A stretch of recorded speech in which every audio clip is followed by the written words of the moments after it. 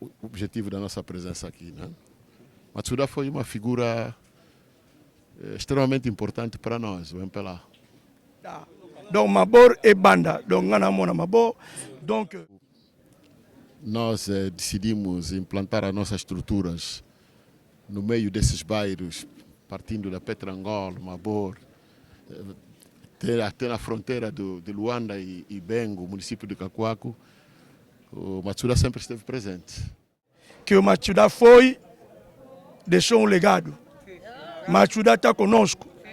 Não era porque Matsuda foi, vamos abandonar. Não vamos abandonar. É verdade. Vamos ficar aqui na Mabor.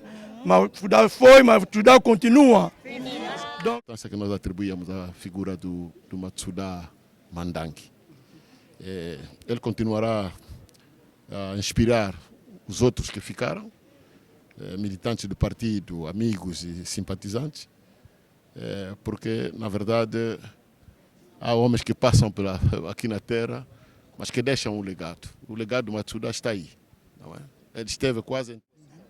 Message na Coco PC est que, encore une fois, parti na biso démontrer que Tikaka ba militant na ngote et Tikaka ba dirigeant na ngote. Matsuda zalaki membre moko actif ya MPLA. Aqui para ver a família e lutada. E administrador municipal do Kazenga, Nádia, ele já está chegada e acho que já está. E o protocolo já está a fazer a entrada do administrador municipal do Kazenga. O administrador está lá com a direção da OMA. Está lá as mamães da OMA que está a fazer a recepção do administrador aqui no local onde vai se passar o óbito do Fulbose e Machuda e Mandangi. Eu deixei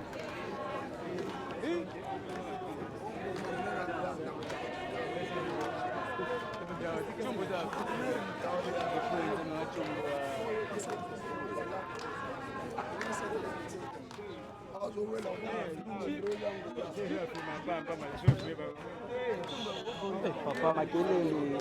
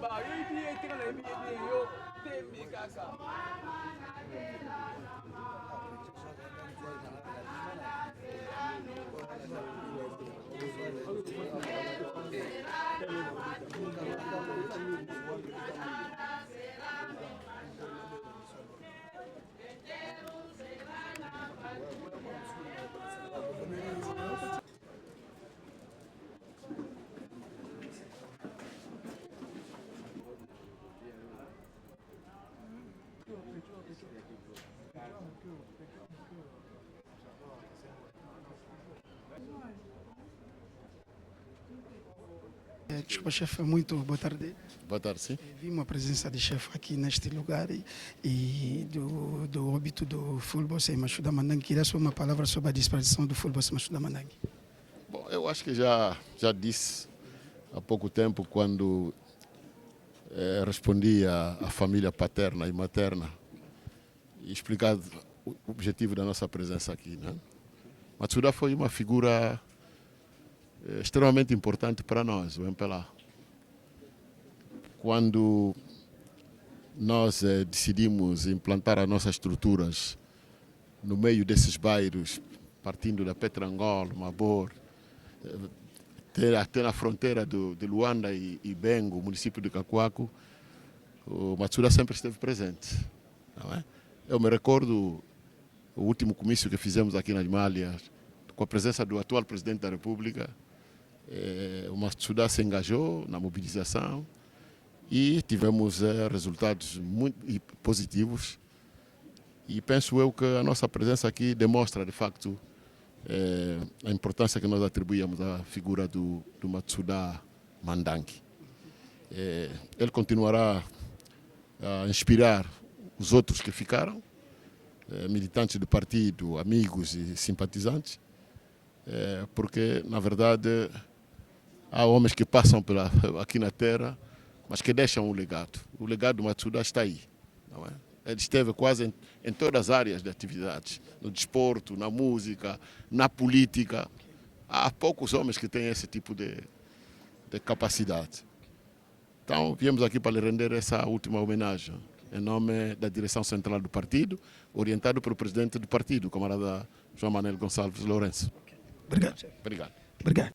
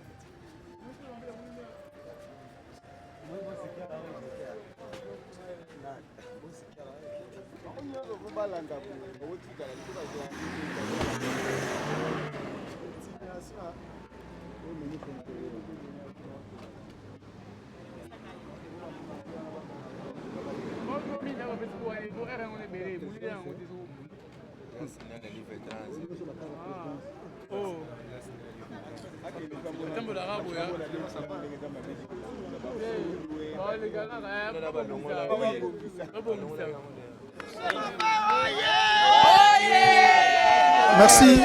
Disculpa. Merci. Nous sommes ici avec la présence des sénateur Paulo Tidilou.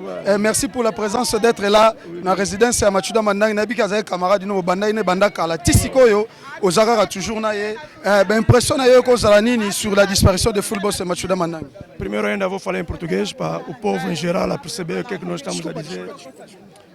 Isso mais uma vez o nosso partido demonstrou que não abandona os seus militantes. Isso foi a nossa missão, é comunicar o partido que o seu membro e o seu dirigente Machuda Mandangue já não estava em vida. E o partido demonstrou esse amor, essa reciprocidade de amor ao seu militante. Vimos aqui a visita do nosso secretário-geral, acompanhado com todo o elenco do partido, do Bureau Político e do Comitê Central e do Comitê Provincial, os membros do Comitê Central, os membros do Comitê Municipal e também a administradora municipal do Kazenga, que é a nossa camarada Nádia. Entretanto, isso é para demonstrar ao povo que o MPLA não abandona os seus. Isso é para demonstrar mais um voto de confiança ao nosso camarada presidente da República. Porque ouvimos muito bem aí o camarada secretário-geral disait que foi a orientação do presidente da República a presença aqui da direção central do nosso partido. É por isso que nós devemos aqui, é só agradecer. Agradecimento ao nosso partido e agradecimento especial à sua excelência, o camarada presidente João Manuel Gonçalves Lourenço e todo o seu elenco do Bureau Político que demonstraram isso. Também agradecimento ao povo do Kazenga pela recepção dos membros da direção central do nosso partido. Estamos aqui, nós falamos o seguinte, que o Machuda foi, deixou um legado. Machuda está conosco. Não era porque Machuda foi, vamos abandonar. Não vamos abandonar. É verdade. Vamos ficar aqui na Mabor. Machuda foi, Machuda continua. Donc, na Lingala. Na bato belé pe bakanisa te que sénateur pour sénateur azape na mwana pe Mabor pour rappeler bato musu bakanisa que sénateur aza mwana Mabor. Te ngana za mwana Mabor. Nana mema Kofi Olomide na Mabor. Nana mema Wera Son na Mabor. Nana mema héritier Watanabe na Mabor.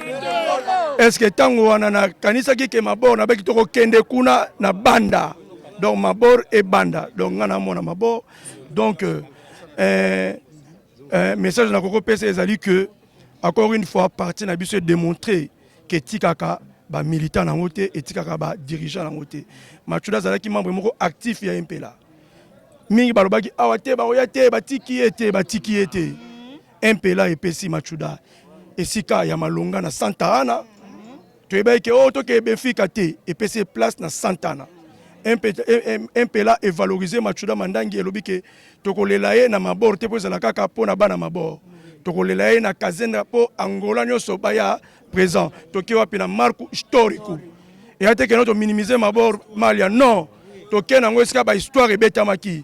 Comme on a marque historique. Donc Machuda pe kuna comme c'est neti. Donc Machuda zalite Machuda ko continuer na biso. Yango to remercier MPLA, to remercier bana noso Kazenga.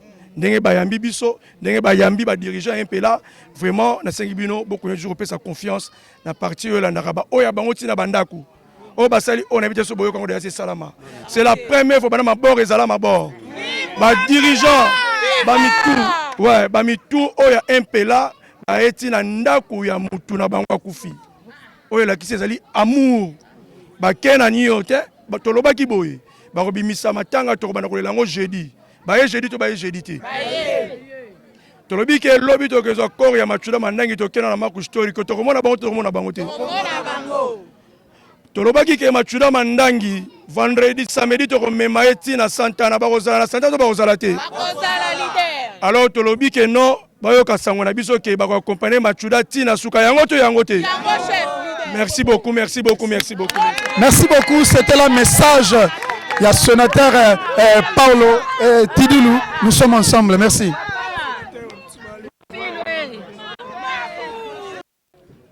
Oui, merci beaucoup. Toujours continuer à hommage. Il y a full boss Machuda Mandangi, Bomoni Lelo vraiment na Bino. Je crois que tout à 17h et quelques, déjà inondation. Et ce parce que Lelo vraiment est causala inondé na degré moko. Il y a mukete na zabongo na boss qui a la yepaza moko. Azabongo na kati ya famille ya full boss et Machuda Mandangi toko tika bongo te yepe azana miloko akoko le par rapport à la disparition ya full boss Machuda Mandangi boss boni. Oui, bonsoir. Vraiment, je suis désolé parce que mort a boyé ça rapace makasi parce que Machuda a grand courageux donc a marqué penza na kati ya Luanda oyo et vraiment Mabor désolé là. À part Mabor Luanda désolé là.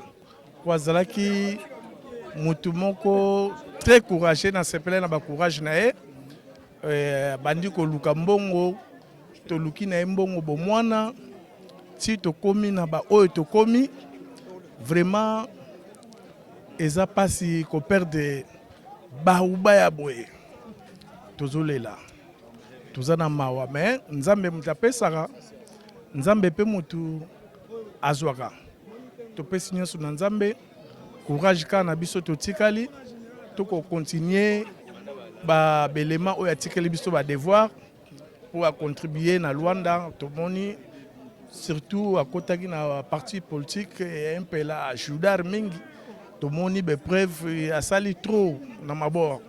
Donc oyebi mandangi était vraiment, je suis désolé quoi. Aza mutu munene. Tozolela ye, tolela ye na respect et toboyi ba problème belé ba polémique ezalate. Kwaza mutu munene atiki honneur vraiment na mabord. Yango toza toujours na altitude ya matanga.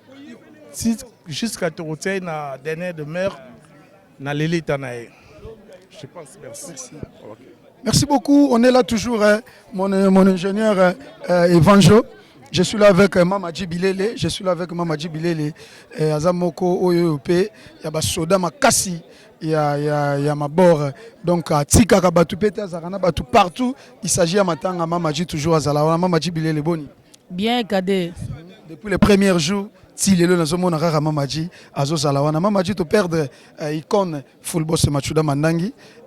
Impression a eu Zalanini par rapport à la disparition a eu si les gens ont continué et le samedi les derniers maire na ndenge to kende bongo kokundae. Impression a Zani. En tout cas, Kadé et Pessi et ta biso bana mabor do tozo lela. Parce que vie Machuda azaki mutu munene pona biso pona mabor mobimba. Donc na kazenga mobimba Machuda zaki mutu munene. Donc tozolela to na pasi ba douleur eza penza. Mais tellement babi ke ebembe ba paya bayaka ba kindaka na bango. Mais ba douleur etikala pa ba kolo nango. On comprend. Donc to na douleur mais loko na oyebsaka bana kazenga tolela vie na kimia. On comprend. Pour prêtre balela ke toujours na kimia to tchaba makelele te. Pour biso bana mabor photo l'axe exemple. On comprend tant que ba uta musika ba yé ba oyande kotala biso. Donc biso moko bana photo l'ex exemple ke o azala ki papa azala ki noko azala ki yaya pona biso nyonso bana ya kazenga. Donc Machuda asali trop. À part ça donc côté famille padri donc biso to bien ke padri parce que munianga aza mobali ya grande sœur. Donc aza padri na biso. Donc tant to ya a to ba payate to ya take papa na biso mtakufi. Alors beaucoup de respect na batu nyonso o ba Holanda biso. En tout cas baya na kimia bazonga na kimia. Donc kazenga na maboko. Lelo na ngana lo bakade donc bato ba uta musika baya ke tozela bango. Donc biso ne photo yamba bango. Ba OK pe na sango na bango. Merci beaucoup. Kade de Montikile. Donc nde bazana ba bike ba ozwa makambu. Donc to biksa na biso mutute. Bino so boyoka to leksa na biso mutute. Bino aba oboka na biso ke bogoya. Boya bokuta pe biso pe tozana biso. Donc ok na makamu na bino. Merci, c'était la Mamadji Bilele. On est toujours ensemble avec EB TV qui nous envoie avec votre humble serviteur Kadé l'artiste puissant Papa Yorobo. Je suis là. Image de depuis jusqu'à la fin Naza Awa Lelo Boutumo Bimba Lobby à partir de 12h to sali décollage cortège jusqu'à na morgue total Nenge Bakobongi Sanzo to full boss Machuda Mandangi à partir il y a 16h bongo corps na kati ya palais Awa bisika to sali to lié et 20h juste malembe na fanfare jusqu'à na marche historique to la wana 9h juste to longwe malembe na délégation ya bana maboro ti na Santana to kundi Machuna Bandangi après to zongi. On est toujours ensemble. Merci.